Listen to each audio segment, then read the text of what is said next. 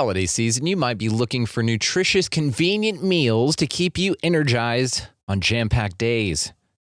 Factor, America's #1 ready-to-eat meal delivery service, can help you fuel up for brekkie, lunch, or dinner with chef-prepared, dietitian-approved, ready-to-eat meals delivered straight to your door. They just drop them at your door, people.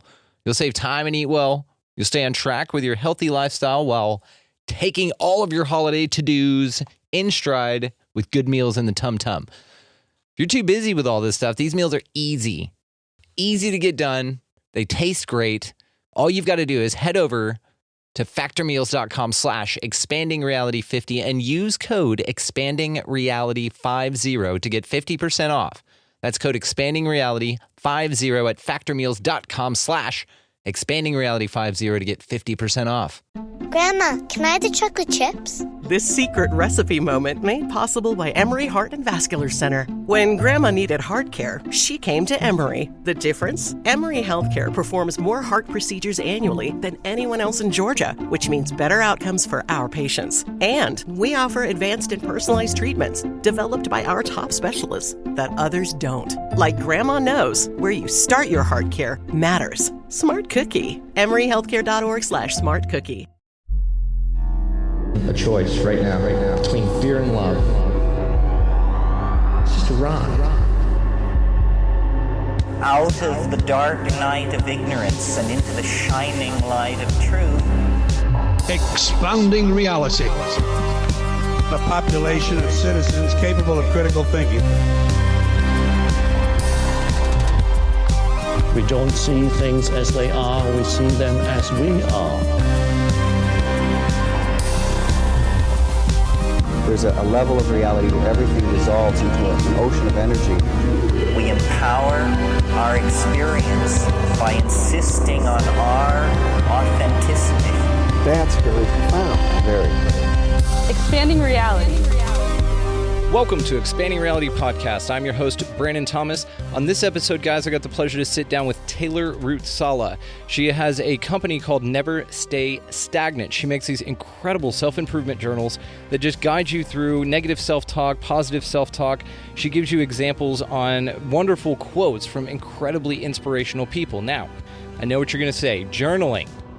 Tell me more, man, because this sounds absolutely incredible. Well, it is, and Taylor is going to tell you more about it. She's a wonderful young lady. She's an incredible entrepreneur, a wonderful inspiration for anybody wanting to venture out on their own or just even to do any kind of self-improvement on yourself, which is highly important, way more important than anybody thinks. So without further ado, Taylor Ruotsala, Never Stay Stagnant.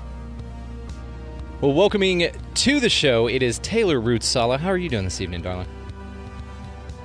I'm doing wonderful. How are you? Every day above ground's a great day. I always say it because I always mean it. Thank you so much for asking. I do appreciate that. So you have an incredible story. You've got a wonderful thing that you're doing right now. For the audience that doesn't know you, if you don't mind, just introduce yourself to the group out here. Yeah, so I'm Taylor. I am in my late 20s. I went through everything that a 20-year-old was going through, where I decided I was going to have a quarter-life crisis and not know what I want to do with my life. So I started my own business. First, I was working at a corporate company for 8 years, absolutely loved it, worked my way up that, and then I just felt like I was hitting a wall. So I started my own company that helps with self-improvement. It's self-improvement journals that are targeted towards women. Men like them too, but they're targeted towards women to make self-improvement fun and enjoyable and not so woo-woo, like actually actionable steps that you can take to make your life better. I love it. You've really taken the approach to a more participatory lifestyle, and I think that that's incredibly important. I think that that is the way that the universe actually operates. So I think that what you've done with your journals, and I've got one too, guys, they're not just for girls. They are wonderful. Here's mine right here, dear self. It's great. So thank you again, Taylor. These are wonderful. Of course, I'm glad you like it. I really do. I mean, because it brings things to the forefront that people don't normally pay attention to about themselves and this negative self-talk attitudes that they've got, and you're able in your book, in your journals, to point that out, as well as point out solutions on how to solve that. So it's a real step-by-step daily reminder. And of course, what is it, 16 to 21 days, something like that, and you form a habit. You've got plenty in there. You've got wonderful quotes. There's a really cool synchronicity rather, that happened with your journal the day that I got it, that I'll tell you about here in a little bit. But so I wanted to ask you first and foremost, what got you started with this? I know the corporate grind was getting to you there. You had your quarter life crisis, which is interesting. I've only heard of a midlife crisis, so I think are they happening earlier now with the younger generation? Is that what happened? Well, yeah, I think so, because like our generation, well, I grew up with always having internet and always like being able to see. Well, I guess like when I was in high school, social media came around, and I was always able to see what other people were doing and compare my life to other people. And then when I was in a corporate job, I loved what I was doing. Like I was going full force, wanted to learn everything, but then I just kept hitting a wall, and I was like, I don't know what to do to get myself to that next level. And I don't know, like, I know I need to work on myself and like to be my best self each day, but I don't have a mentor. I don't have all of these things. And what can I do to make me feel proud of who I am, rather than like looking at my friends who are just showing their highlight reel and perhaps it's not really how they are. And so I loved the 5-minute journal. Absolutely loved it. It's a similar journal where you just record your gratitude, what's going to make the day great, and then you record in the evening like how you could have made the day better and all of that stuff. But I have a little bit too much energy, and I'm like consistently inconsistent, and I was getting bored of the same thing every single day. So I was like, okay, I want a journal where I track my workouts, I track what I love about myself so I can get a better positive self-talk. I want to track how much water I drink and all of this different stuff. And so I just designed it and decided like I'll publish it, and I sat on it for a couple years, and then or like a year, and then I decided like right as the pandemic happened to start marketing it, and people love it, and it's cool and it's fun, and it was really just for me at first, and now I'm able to share like the joy with other people, and it's just like it's so cool. It's fascinating. I mean, it's amazing. And what you've done and the introspection you have as a young lady, especially in your mid-20s. I wasn't like you in my mid-20s. I was doing all kinds of stuff I shouldn't have been doing. And I had no issue with it at all. I was perfectly happy with no direction at all. But you had a bit of, it sounds like anxiety wrapped up in the fact that you didn't have direction, or the direction that you had, the path that you were on was not one that satisfied you. And so the maturity, like I said, and introspection that you had, especially as a young woman, to be able to sit there and say, negative self-talk is a big issue. I mean, most people aren't even aware of it. Like that, you understand that, right? That this is a very unique person 100%. That I'm talking to. Yeah. So how has your journals affected other people? What are some of the feedback that you've been getting? Well, like more recently, I got this comment. Somebody reached out to me and said, I do the journal every day, and I read it with my husband every night, and we talk together how we can make my like personal self better. And like that's amazing. That's incredible that I can help couples like work through personal development. So that was really awesome. And then also I had this one lady who it was the sweetest thing. She had cancer, and I write personal notes for each of them, and hers I had it's right mine's right there.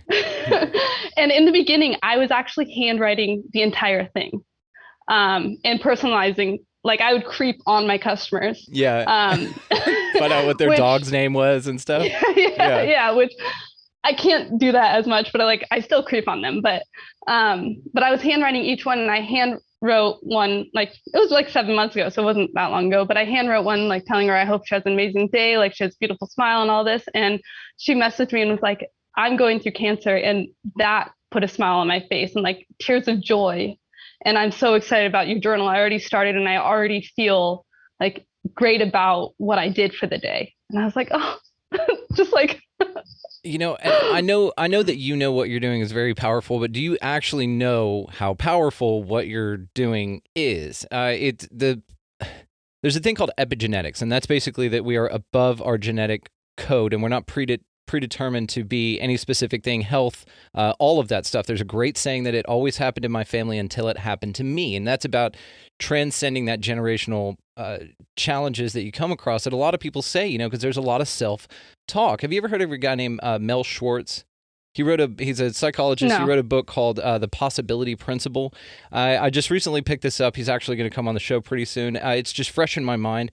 And a lot of the things that you're doing, I don't know if you're conscious of it or not, but you are affecting things on a quantum level that is way below the subconscious there. And you're getting people to point out what the way that they're thinking and what they're thinking about, which changes your physiology. I mean, The people who have a positive outlook on situations like cancer, like a bad breakup, like financial troubles, all of these things, it's a spiral either way. And you've chosen to remind people that it can be a spiral in the positive direction or in a direction that more serves you. So I think what you're doing, I don't want this to be lost on the audience here about how deep and why I'm having you on here, because what you're doing is affecting things on a subconscious level that affects everything else, because subconsciously that operates 90% of our day and we don't even think about it. But if you can start paying attention to your thoughts, start paying attention, like you said, to your self-talk. Another thing I want to point out about something that you said is the couple that you talked about that goes and sits at night and journals. You could think of an opposite type of an interaction with a couple where they, are on social media or something like that, and they're talking shit about people. They're like, oh my God, can you believe Becky? I mean, look at how fat she looks. How could she post this? And then they both get in this echo chamber of negativity, and you've been able to transcend that, at least for that one couple. And so that's another reason I wanted to have you on here, is to share your message with the world here, to get people to get your journals, which I will link how to find this stuff in the show notes, guys. You know how this works. I will make sure that you can find her, no problem. But how sweet is that of these people to feed back to you like that?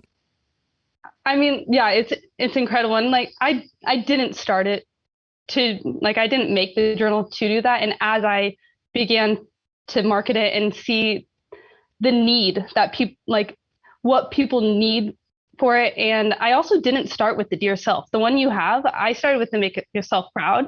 And then somebody reached out to me and said, hey, I love the format.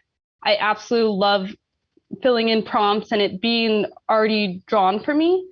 But can you make it about positive, like about self-talk? Because I struggle with how I talk to myself and I struggle with my mental health. And so I was like, yeah, like you want a different journal? I didn't think other people, I didn't think of another type of journal like that until somebody reached out to me, and I was like, I got you. And I like built it in a week.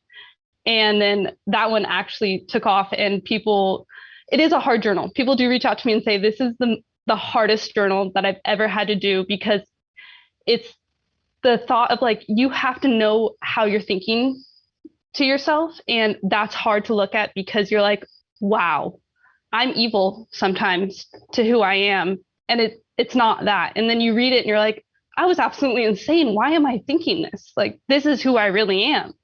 And so I think that is like, it's incredible to hear that from people of like, I didn't realize how much I was actually pushing myself down because of the thoughts that I was having. And like, that's cool that people can actually like grasp that and then try to move forward. The hard part is for people to actually like change from like continuous negative thoughts to like, let me change this negative thought to a positive and keep it a positive. And I think that's where like it comes from like internal, like I am trying to help other people see that, like how they can change that too. Absolutely. Absolutely. And yes, this is the most challenging one. I've got it. I'm going through it. I'm not going to show you one of my entries, but I will show you guys a blank page. So if you're just listening to the audio version of this, go check her out on her Instagram, which again is linked in the show notes. But if you are watching the YouTube version of this, this is her journal. And the one that I have, because my wife took the other one,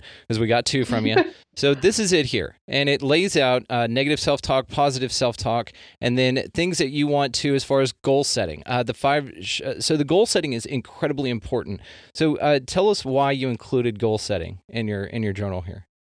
Well, I include that because that helps with like where you are going in your life, and it allows you to actually build a path for yourself, or think of like where you want to see yourself in the future. And like that is so extremely important for growth. If you don't actually set any goals, you're not going to achieve anything. You're not going to become better. Like you're going to stay the same, and you have to write down those goals to help you like set the path and find the path to get there. And so that's why, like, if you're able to set it yourself rather than have a boss tell you, yes, I need you to hit these numbers by a certain time, or I need you to finish this by whatever. I think if you can do it yourself, it allows you to build that confidence and build that self-worth rather than like building it off somebody else's reality.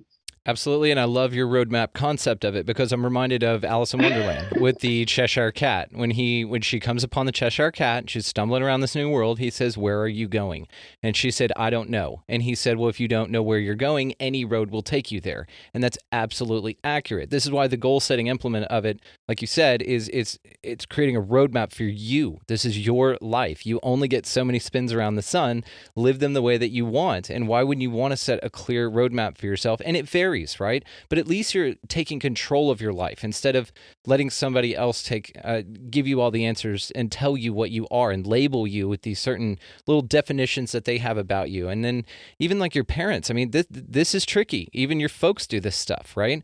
So tell us a little bit about your programming from a young age and how that can be something that you have to break out of later, which is another reason that your journals are so helpful. Yeah. So I mean, I grew up in a huge family. So I have 5 sisters. I'm the middle child. So like definitely have middle child syndrome, where I just really wanted to be myself, kind of be hidden sometimes, but just like hidden and still go with the flow. And so, I mean, from a young age, I always achieved like greatness. Humble. No, you can say it's positive self-talk, people. Yeah. What I say with that is I'm humble, I'm not modest, okay? And that's fine. You can be humble and not modest. They're 2 different things, and I love your approach, so I apologize. Continue. It's okay. So like in school, I was in AP. I was always like doing the best I could. I was the first one to go to college in my family. I graduated college. I was working full-time jobs. So like I think from like a younger age, it was, I didn't have this, something like I wish I journaled from a young age, because growing up in an all-female house, like, yes, I grew up with negative self-talk, not from my mom or dad, like not from them, but I think it was because it wasn't trained or talked about of how we should talk about ourselves. And I think I never realized I was doing it until I began to journal. And that's why, like, I love journaling now, and I could talk about it forever, but I think from a younger age, we don't realize what we're getting into, like the situations we're getting into, until we're older and we look back on it and we're like, holy cow, like if I would have looked at that different or handled that different, like the way I handle a situation now would be so different. And yes, like people talk about it, trauma responses and all of that. But I think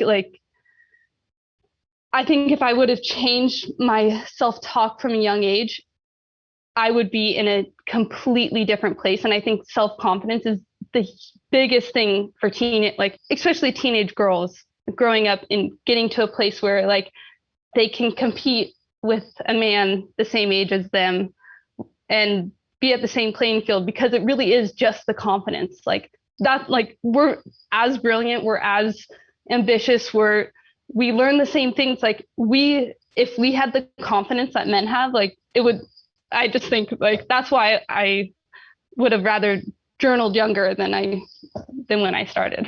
I love it, because you're absolutely right. I completely agree with you, because you do, and what your journals allow, and in even just any sort of journaling. Now I'm gonna say yours specifically, not just because you're sitting here, but because the template and the format is brilliant. It's simple. It's effective and you can see results with it. So it allows you to be able to snuff out that little flame of a negative talk and realize that you're a warrior goddess, right? You are out and you get it, girl. I love that. And I completely agree with you. There's a lot of dudes that are out there in positions of, I'm going to say, either power or influence that have nothing on some of the wonderful young ladies like yourself. I mean, and it's the absolute truth. I completely believe in that. I believe in it so much. I developed a lisp just now. So I wanted to ask, so what would you tell your younger self if you had a time machine and you could go back, even just to 10-year-old little Taylor there, and you said, hey, Tay-Tay, here's some advice that I've got for you.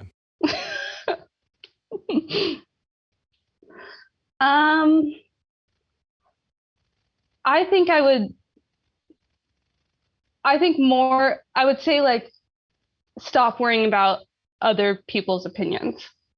I think that would be my biggest advice, because I think that's what always held me back from anything. Was I was always like, even like in high school, I was a cheerleader. I hated performing in front of people because like I hated the performance part, which is the entire thing, but I hated it because I was worried what other people were going to think of me if I messed up. But I was proud of myself for being there and doing it, but I was still worried about other people. Or like in corporate setting, I never spoke up in meetings because I was like, what if I don't say the right thing? But it's like, no, who cares about other people's opinions? Just like say yours, and then you're going to feel better and get better and say it again and say it differently, and you'll learn. But I think I just worried too much about what other people were thinking. It's like you got to be a bit self-deprecating at times and really look at yourself introspectively and say, okay, well, I am worthy, and little affirmations are great like that as well. You have little sticky notes that you put on your window and stuff like that. So what are some of your go-to affirmations, if you've got any off the top of your head here? I definitely tell myself every day that I like say it in the mirror every day, like I love the body I'm in.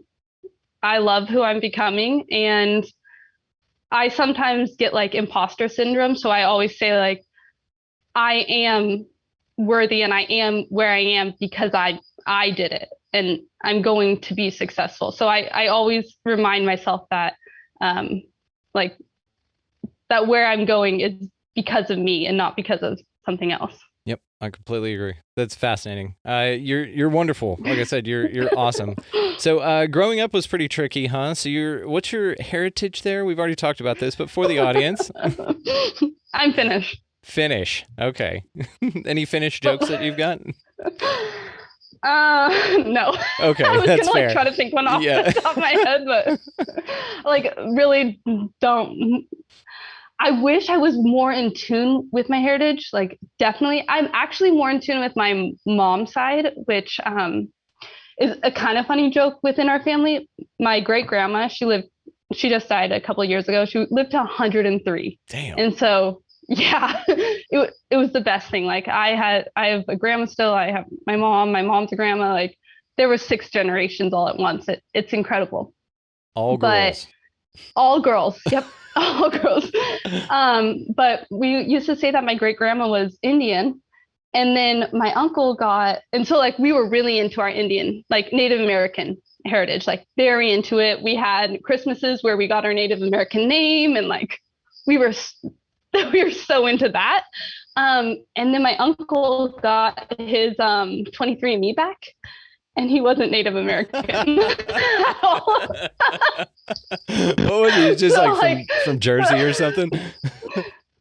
I think he was German, if I'm not mistaken. I can't, but there was like no percentage of the Native American that we were. And so I still say I'm Native American but it's like, I'm like 1/264th. So like I'm nothing. But that's, yeah.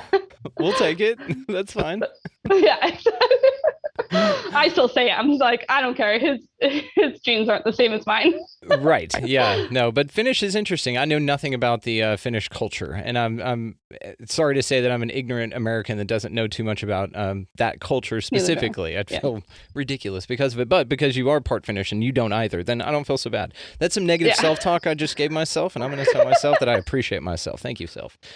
So I wanted to tell you a pretty cool synchronicity about your journals. Now, we had spoken on the phone, and when I like to do little pre-recording conversations, a lot of my guests know that.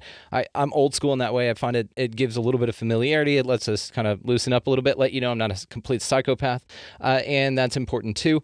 So I had an interview with Neale Donald Walsch from the Conversations with God book series. Now, my listeners know this. You know this. You saw it. But the cool part about that is the day that I scheduled that interview was quite a while back. It was like a month out. You know, he's got a serious gatekeeper, and she's lovely. Donna, we love you. Thank you for your help on setting that up. And I ordered the journals from you right after we spoke. That night, actually, I hung up the phone with you, and I was like, and send them. Give me. And so the interview was set for like 4 p.m. This is going somewhere, I promise. Like 4 p.m. My wife leaves. These are about an hour, something like that. She had gotten home. In the mail that day, your journals came in. And she's so sweet. She didn't want the dogs to bark, so she just sat in her car for about 5 minutes until I wrapped this thing up, and then I was out, and I'm just glowing, right? It's Neale Donald Walsch. I mean, he's the reason I'm not atheist. He's the reason, he's one of the largest architects of my perception, as millions of people, and you know this. You're familiar with him. So it was a huge, huge honor and a big deal for me personally. So the wife comes in, or I go outside. I'm just on my front porch like, and I was just glowing. I was radiating this energy. And she hands me the package from your journals that had came in the exact same day. It said Never Stay Stagnant on it, and I was so pumped about it. I was like, oh my God. So we opened them immediately. I had the one she has on top. I had mine underneath, or the one that was to become mine later, underneath, and I'm just glowing. I mean, this is 5 minutes after I'd talked to Neale Donald Walsch, right? So I was like, babe, check this out. And I took the one off top for no unconscious reason of my own, put this one on top, and I was like, check this out. And I opened immediately to that.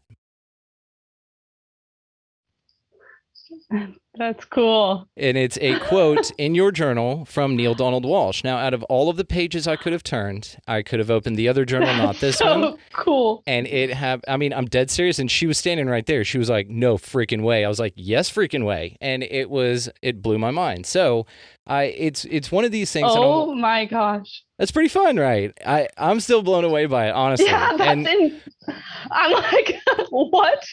I'm telling you, and I'm dead serious. I have no reason to make this up. I have no reason to lie. The actual story of how this happened is way cooler than any BS that I can make up, right? So, I mean, just flipped it open, bink, boom, Neale Donald Walsch. And I just spoken to this man 5 minutes ago. So I'm still nerding out on it, as you can see.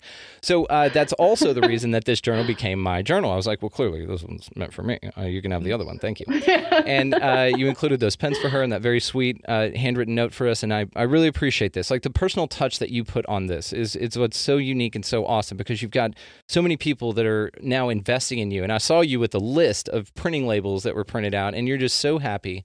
You're doing it. You know, it's not you're going to, it's not, maybe someday when things work out that might or might not work out. You are the navigator of your life, and you're an incredible inspiration to people. And we gravitate toward each other. This is why I really wanted to have you on, and thank you so much for joining me on this.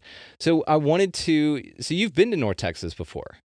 Yes, I lived in North Texas when I worked. So my corporate job was Jamba Juice. And so when I graduated college, I relocated with them to their corporate office in Frisco. So very good. Loved it. Yeah. That's over on the Dallas side of things. We don't really talk to them. We want them to just stay in their own yard, because we're on the more Fort Worth side of stuff. We're the real Texas people. Dallas, not Texas, but that's okay. They have cowboy hats, but no class and style. Anyway, Shots fired, Dallas people. Send your emails. I don't care. expandingrealitypodcast@gmail.com. Send them in. We'll talk about how far superior our city is than yours. So tell me about Jamba Juice and the experience that you had there at your corporate job, and what fueled you to say, you know what, this isn't for me. Yeah, well, like I absolutely loved it. Loved Jamba Juice. I learned way more in my positions at Jamba than I did at college, like 100% absolutely enjoyed it. But I was just like the type of employee that I always wanted to know more and learn more and do more. And I'd take on extra projects, do extra things just so I could like be the best and do the best and like just learn more and learn everything about the company. And like I knew that I wanted to own my own company someday, 100%. Like I didn't know quite what it was, but I knew that I wanted to. So I was working there. It was like my second year in the office. I was managing 100 store openings a year. Like it was incredible. I had a lot of fun, but I knew I couldn't work there anymore because all I knew was Jamba. And like all I knew was how Jamba did business. And I needed to learn how to do business another way. Like if I was going to run a business, if I was going to learn how to like grow a business, impact people, like I knew I needed something else. So that's when I decided, like I also was hitting a wall where I was like, I want to grow more. And they're like, oh, you can't, we're not really growing. And I was like, I just want to like help me. And so I decided to leave, and I left and went actually into an incredible PR job where I worked with a ton of CEOs, CMOs, and like I was just able to learn to talk to people and understand how they talked about their business and how like they talked about growth within their business and what they focused on. And that was insane. Like I was on national television. I was doing all these different like cool campaigns with different companies and people. Like it was cool. And then I was driving an hour to work every day, and I was like, that's not for me. So that's when I left both corporate jobs, because I was like, I don't want to drive an hour, and I know like I don't want to sit in front of a computer forever, and I just want to grow and I want to own my own business. So it's huge. You realized early on that it's that old saying that it's not that your goals are too high and you're missing them, it's that they're too low and you're hitting them. And a lot of people are comfortable with that, and that's fine, guys. We're not trying to tell you how to live your life here, but Taylor does offer you an alternative, starting with your self-talk and how you think about your own thoughts. It's very important to shine light on it. Most people are incredibly unconscious to even that idea of thinking about their thoughts. It's very important in especially monitoring what you process as well as how you think about things, and then that's just your next step into changing things. So talk about your leap of faith. When you said, okay, this is it, and you started off on your own, there's inevitably a leap of faith that must occur, and you took that leap. And so tell me about it. Well, like, yes and no. So I like dipped my feet in the water a little bit when I left the PR job, because I told them like, I can't drive this far, and I also want to go start my own business. And I was like, I'm going to go start like a food business, because all I knew was food back then. And most of like my experience was food, and I absolutely enjoy QSRs, which is quick serve restaurants. I absolutely enjoy like running a team and all of that. But so I decided to leave and start working in a cafe in my hometown, which I knew I could help. Like I knew I could support them in their training and support them in their operations and help them grow. And I'd also get a little behind the scenes of a small business, because I worked in corporate and completely different than a small business. And so I worked in it for about 5 months, and I was like, oh, no, I don't want to do this. Like, this is not for me. But I still worked there because I absolutely enjoyed the environment. Like, I loved running a team. I loved the connection with people. I loved helping people grow. Like, that's what being a manager is. It's like you're helping them become better employees for you, but also for their future. It's their first job, like make them the best employees for their future. And so I enjoyed that. And then right as the pandemic hit, I was like, all right, I'm kind of bored.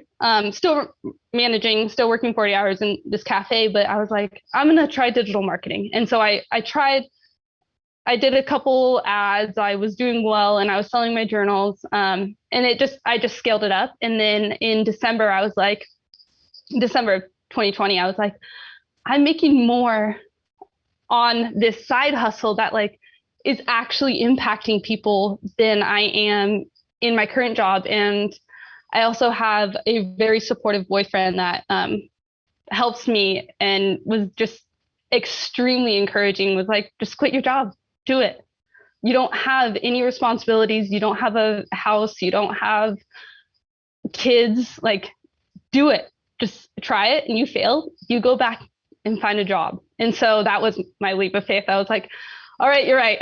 Like, I mean, like internally, I was telling myself it's going to fail. It's going to fail, because like I wasn't working on my self-talk at that point. And I was like, I'm going to fail. Oh no, like I can't do this. And then I did it, and it's just been absolutely incredible. Like I did it and I was like, whoa, like it's working. Like, this is cool. This is exciting. Like, I get to wake up every day and decide my own schedule. I get to do whatever I want and like impact people. And it's like, that was my leap of faith, was just like, okay, make the decision. January 1st, 2021, you're on your own. I mean, and if you thought you had confidence before, you had no idea, because now you can tackle anything, right? Now that you've gotten over that. Yeah. It's huge. Yeah, and you're doing what you do.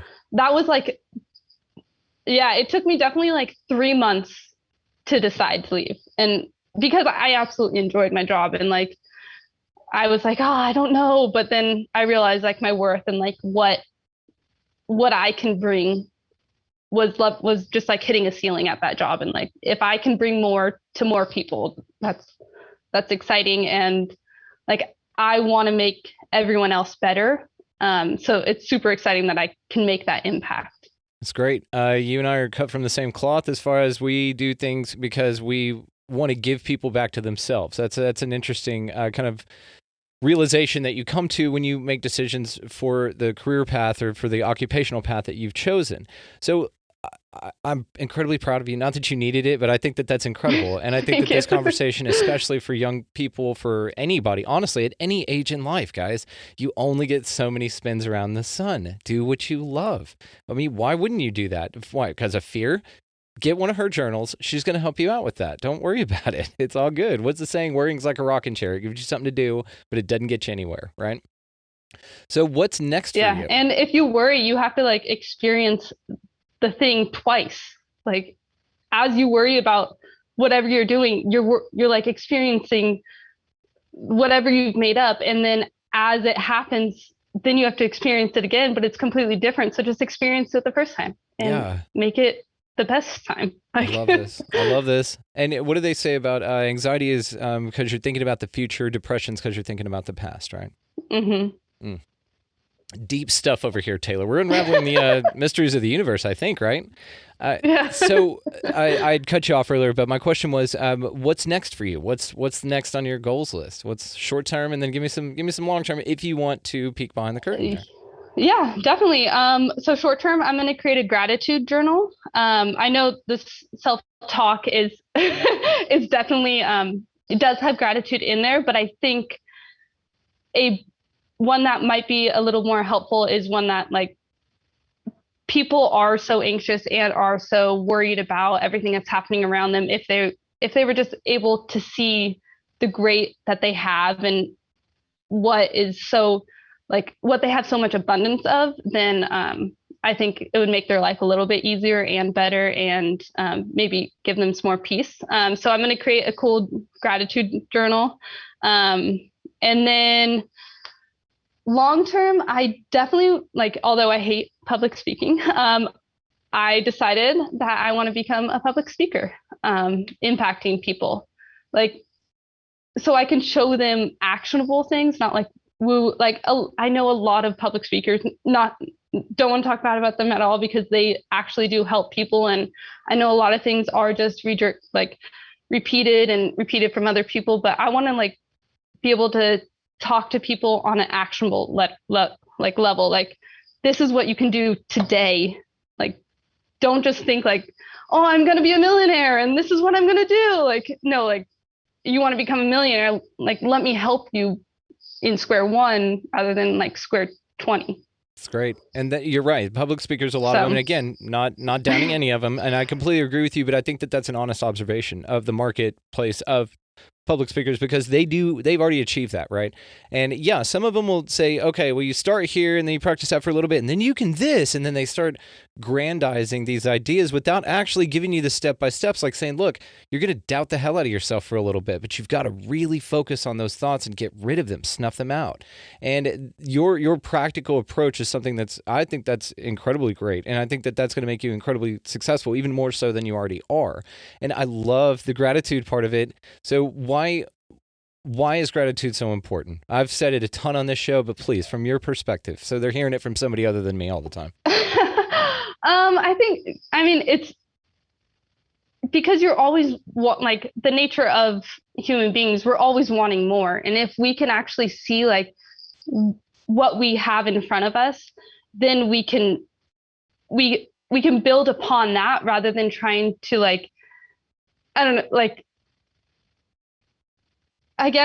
rather than trying to fill a cup with other people's opinions or other people's perspectives, you're already filling your own cup, and then you're able to pour out of it and overflow into other people's lives who may not actually have like the ability to see the gratitude that they like, the things that they have around them. So I think it just allows you to be a more positive person if you're grateful. I love it. It's beautiful. Beautiful. That'll be a clip for the show, by the way. That's the one. I felt it as you were saying it. I'm like, this is dope. That is some deep stuff. And thank you very much for sharing that with us. So let's do a couple fun questions. You just want a couple fun ones? Okay. Yeah. Okay, good. Genie bottle washes itself up on shore in front of you there. You were walking on a pristine beach, and bam, it is made more pristine by the appearance of this genie bottle. Now, the rules are 3 wishes. You cannot wish for more wishes. That is breaking the rules. Okay. And I tell you my wishes? Yeah. What do you want? Anything you want. Okay. I like this one. Good things happen to good people and bad things happen to bad people. Or no, let me change that. Good things happen to good people and good things happen for bad people to make them better people. I love that. Yeah. Don't wish them bad, wish them consciousness, right? Yeah. No, it's good. It's good. That's perfect. Second wish. I wish people could see them for themselves the way I see them. And I think that like is a lot of what women and specifically lack, is that we see ourselves so differently, the negative self-talk. But like if people could see the way I see them, like I think the world would be a better place because I see people as incredible. And then 3, I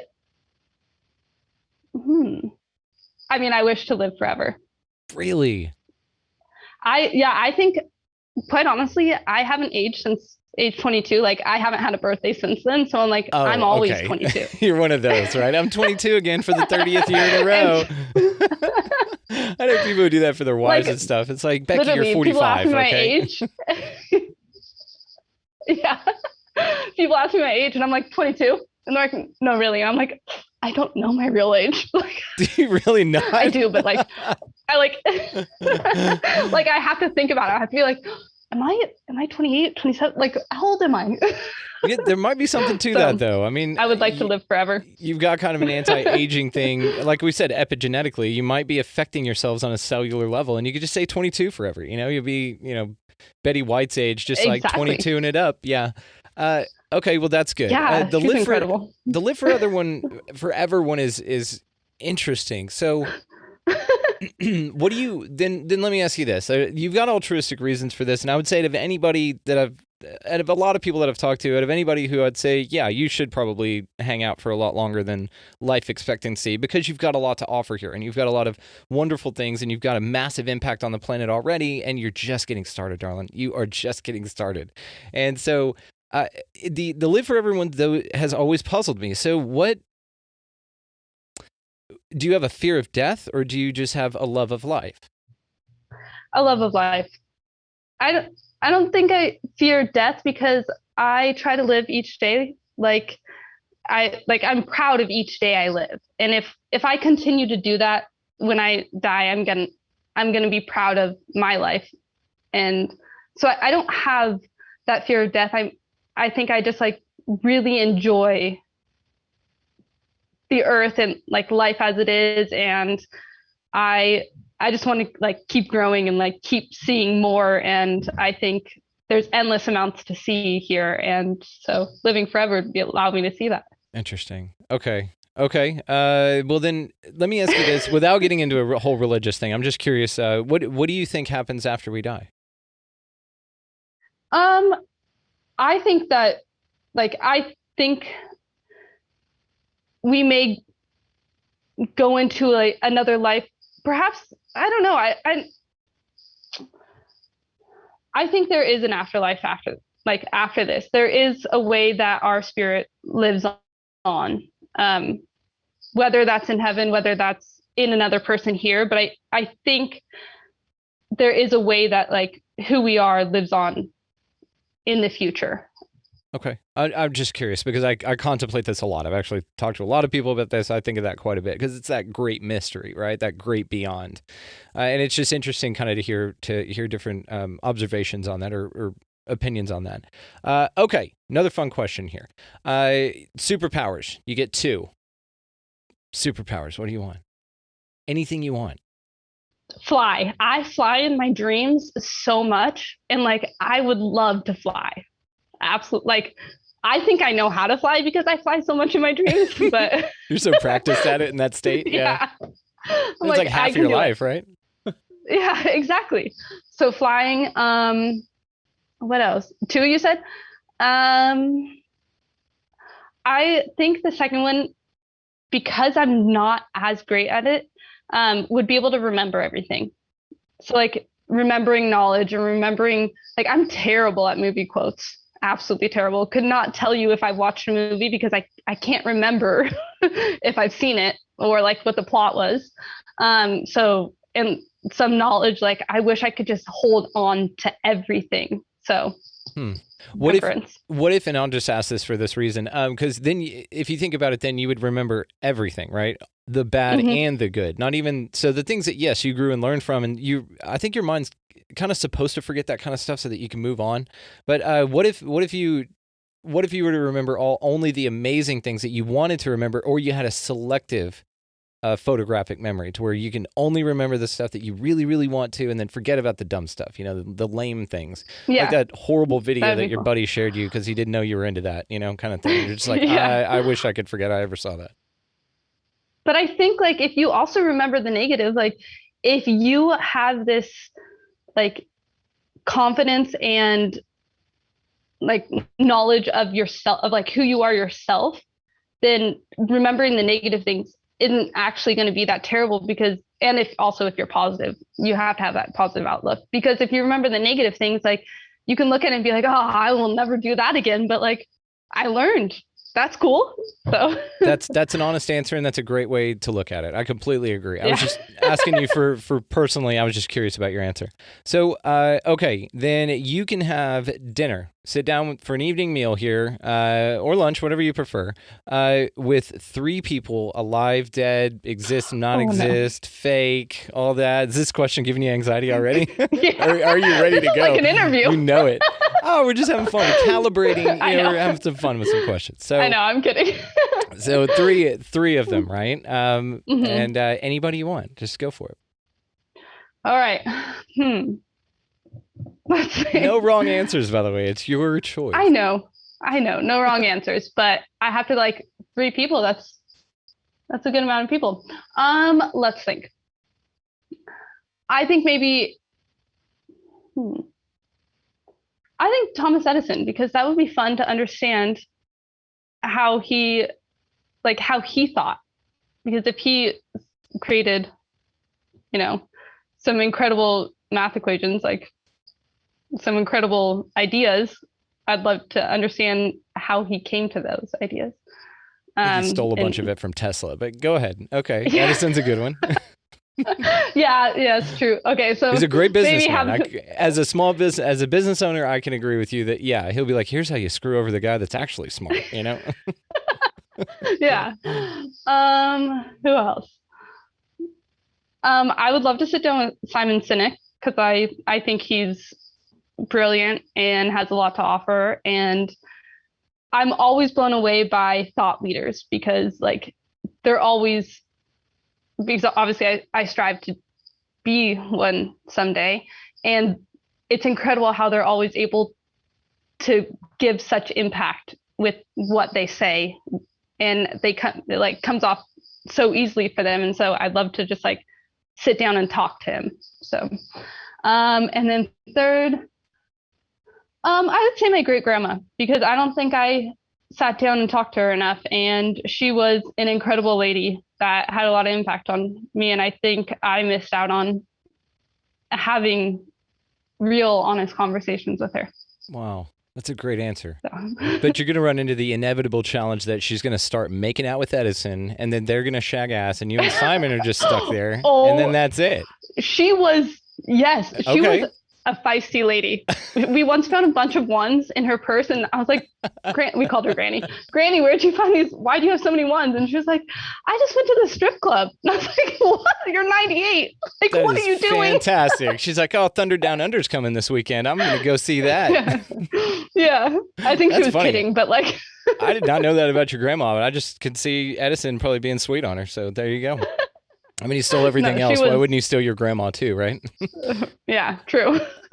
Great answers. I like that. Okay, so then another one that I'd like to ask, that you can get as deep or as shallow with this as you'd like, but if there was one thing about the world that you could change, what would it be?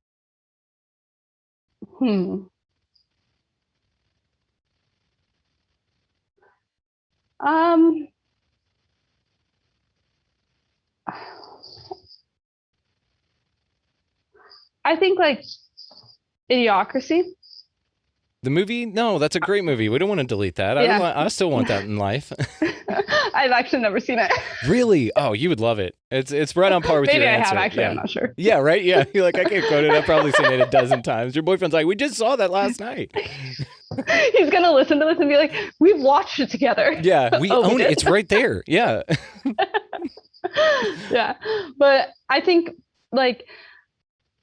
that's what's the trouble with like the world that's happening, is that we don't have enough smart people, or enough people getting smarter or working to be smarter or to be better, which is why like I love what I do. And I think that's where we are hitting all these roadblocks in society, is because there's people who are just staying stagnant, like staying in the past and following like what generations did after generation. But we actually have to like grow, because as a society, as a world, we're growing, and like as a world we're becoming smarter, but we can't have our citizens stay where they are.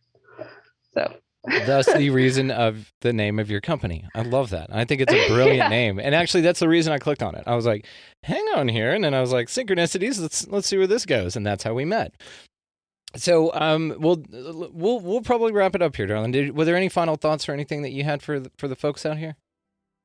No, I think just whether or not they do find the journal attractive or something that they can put into their life, like I think it's just find what makes you be better than you were yesterday. And that's the entire, like, whether you want to journal, whether you want to follow me or not, like that's just my goal in life, is for people to actually like challenge themselves to be better than they were the day before. Amazing. You're a wonderful young lady. I mean, and you're an incredible young woman. You're doing some incredible work, and I just can't wait to see what you do next. I'm looking forward to. Let me know when you get your gratitude one done, because I definitely want that in my life. I'm very gratitude minded, and I always, like I said on the show. Oh, thank you. I will pay for one because we want to support you. And then, of course, I will be linking in the bottom of the show notes. Is your Instagram the best way that they can find you? Yeah. Okay. All right. Well, then Never Stay Stagnant. We'll link that up, and Never Stay Stagnant. How great of a name is that? I love that. Always keep moving, right? Go forward. Going straight won't get you anywhere. Okay.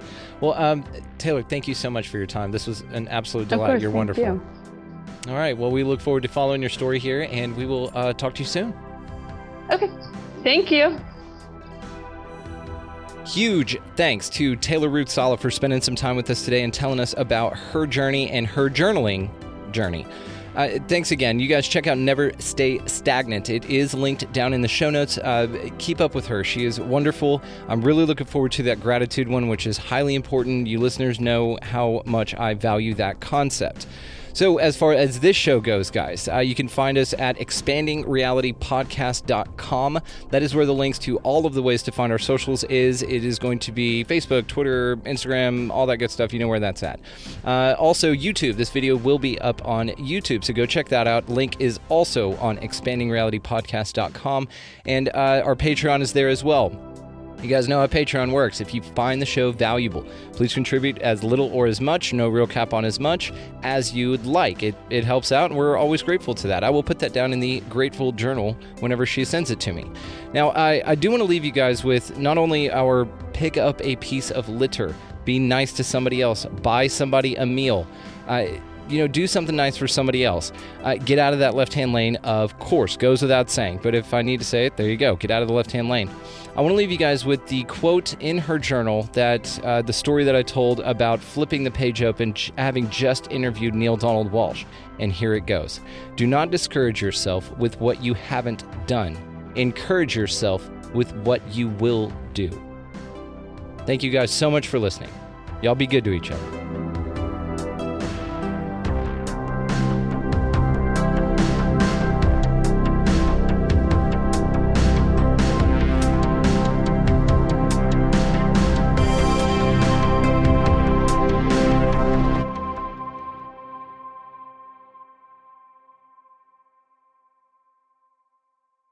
Grandma, can I have the chocolate chips? This secret recipe moment made possible by Emory Heart and Vascular Center. When Grandma needed heart care, she came to Emory. The difference? Emory Healthcare performs more heart procedures annually than anyone else in Georgia, which means better outcomes for our patients. And we offer advanced and personalized treatments developed by our top specialists that others don't. Like Grandma knows, where you start your heart care matters. Smart Cookie. EmoryHealthcare.org/smartcookie.